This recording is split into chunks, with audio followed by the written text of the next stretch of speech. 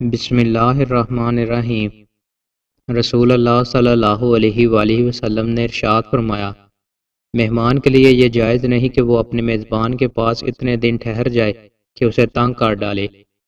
رسول اللہ صلی اللہ علیہ وآلہ وسلم نے ارشاد فرمایا، تمہارے پاس رات اور دن کے فرشتے یکے بعد دیگرے آتے ہیں، اور عصر اور فجر کی نمازوں میں دونوں وقت کے فرشتے اکٹھے ہوتے ہیں۔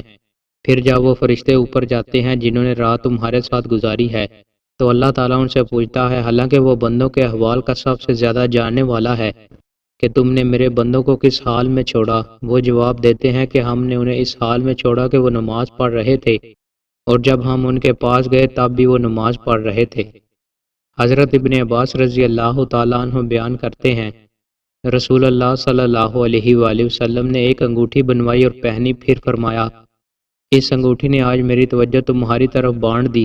میں ایک نظر اس کی طرف اور ایک نظر تمہاری طرف ڈالتا رہا، پھر آپ صلی اللہ علیہ وآلہ وسلم نے وہ انگوٹھی اتار پھینکی۔ رسول اللہ صلی اللہ علیہ وآلہ وسلم نے ارشاد فرمایا، ہر امت کی آزمائش کسی نہ کسی چیز میں ہے، اور میری امت کی آزمائش مال میں ہے۔